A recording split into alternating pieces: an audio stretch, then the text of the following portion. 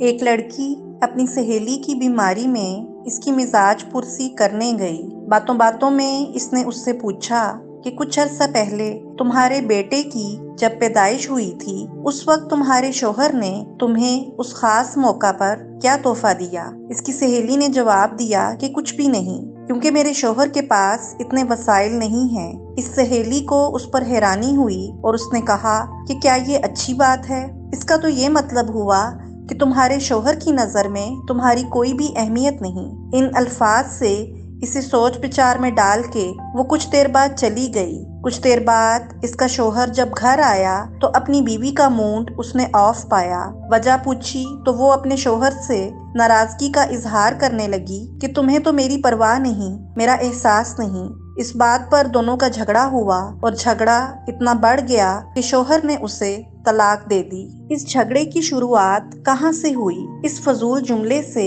جو اس کی سہیلی نے اسے عیادت کے وقت آنے پر بولا تھا۔ اس طرح کے بیشتر سوالات ہمارے ارد گرد بلا مقصد پوچھے جاتے اور بلا ضرورت ان پر تبصرہ بھی کیا جاتا ہے، خصوصاً جوان بیٹیوں سے اور ان کے والدین سے۔ اگر بچیوں کی شادی نہیں ہو رہی تو ارد گرد کے رشتہ دار اور ہمسائے بچی کی ماں کو بڑے آرام سے یہ کہہ لیں گے اور یہ پوچھ لیں گے کہ خیر تو ہے، تمہاری بیٹی تو میری فلاں بیٹی سے بھی بڑی ہے، اس کا رشتہ کیوں نہیں آیا؟ اگر بچی کی شادی کو 1-2 سال ہو جائیں تو یہ پوچھا جاتا ہے کہ ابھی تک اولاد کیوں نہیں ہو رہی۔ اگر بیٹیاں پیدا ہو جائے تو یہ تبصرے کہ ہائے بیچارہ باپ تو بیٹیوں کے بوجھ تلے آ گیا، اس کا کوئی وارث بھی ہونا چاہیے۔ اور عورت کو اولاد نہ ہونے پر بانجھ پن کے طعنے اور مرد کو بے اولادی یا بیٹیوں کی پیدائش پر دوسری شادی کے مشورے بھی دیے جاتے ہیں۔ ایسے بظاہر ہمدردانہ مشورے لیکن تکلیف دہ باتیں اور سوالات جن کو شمار کرنا اور ان سب باتوں کا ذکر کرنا اگر شروع کریں تو ختم ہونے میں نہ آئیں۔ یہ سب باتیں ہمارے معاشرے کی بیٹیاں، ان کے والدین اور روزگار کے لیے دھکے کھاتے مرد سنتے اور برداشت کرتے ہیں، لیکن کہنے والے لوگوں کو یہ احساس تک نہیں ہوتا کہ ان کی یہ باتیں، یہ تبصرے اور سوالات سننے والوں کے دل میں نفرت کا، درد کا یا تکلیف کا کون سا بیج بو رہے ہیں۔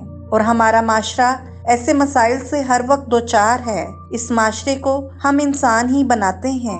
بچیوں کے رشتے اور شادی کے حوالے سے پوچھے گئے سوالات کے علاوہ یہ جو بیٹیوں کو کسی شو پیس کی طرح رشتہ دیکھنے کے لیے آنے والی عورتوں کے سامنے کر دینے، ان کی خوب خاطر مدارت کرنے کا جو ٹرینڈ لڑکے کی ماں بہنوں کی طرف سے چل پڑا ہے، اس نے بہت سی تکالیف اور قباحتوں کو جنم دیا ہے۔ جہاں لڑکی کو کسی دکان پر دیکھے جانے والے کپڑے کی طرح یہ کہہ کر ٹھکراتے ہوئے کہ آپ کی بیٹی ہمارے بیٹے یا بھائی کے لیے مناسب نہیں، آپ یہ بات بھول جاتے ہیں کہ اس بچی کو رد کر کے اس کو اس کے والدین کے لیے بوجھ کا احساس بنا رہے ہیں۔ اور یہ سلسلہ ایک بچی کو رد کرنے پر نہیں رہتا، بلکہ طویل عرصے تک رشتہ دیکھنے کے بہانے بے شمار بیٹیوں کو اس طرح سے بے وقت کیا جاتا رہتا ہے۔ انہی رویوں کی وجہ سے ڈپریشن اور خودکشی کے واقعات میں تیزی سے اضافہ ہو رہا ہے۔ ایک پڑھے لکھے نوجوان کو اچھی جاب نہیں ملی تو اسے نکٹھو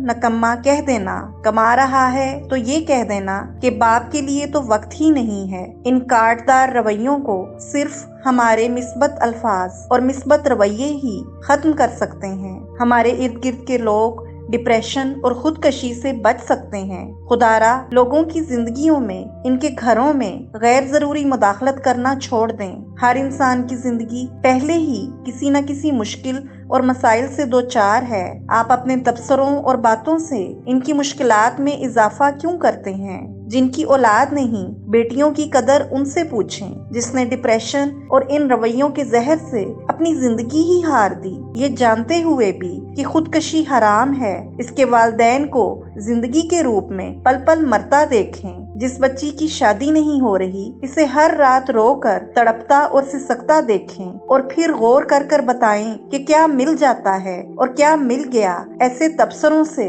بے مقصد سوالات سے اور ہر اس مشورے سے جس سے کسی بھی ہنستے مسکراتے شخص کی زندگی تباہ ہو گئی، یہ یاد رکھیں کہ جیسے گلاس کبھی پانی کے ایک قطرے سے نہیں بھرتا، ویسے ہی انسان کبھی بھی ایک لفظ سے ناراض نہیں ہوتا۔ ہر اچھے اور حوصلہ دینے والے الفاظ پر ہم 20 سال چھوٹے ہو جاتے ہیں، اور ہر تکلیف دہ بات پر ہم اندر سے 1000 سال کے بوجھ تلے دب جاتے ہیں۔ ہمارے گھروں اور ارد گرد کے فسادات کی وجہ اور فسادات کی جڑ ہی یہ الفاظ، یہ تبصرے اور رویے ہیں، اور اللہ تعالیٰ نے بھی فساد کہنے اور فساد پھیلانے کو ناپسند فرمایا ہے۔ اس معاشرے کو خوبصورت یا فسادی ہم انسان ہی بناتے ہیں، اور ہماری ایک چھوٹی سی کوشش کسی کی زندگی کو تکلیف دہ ہونے سے بچا سکتی ہے۔ ضرورت بس صرف اپنی سوچ کو بدلنے کی ہے۔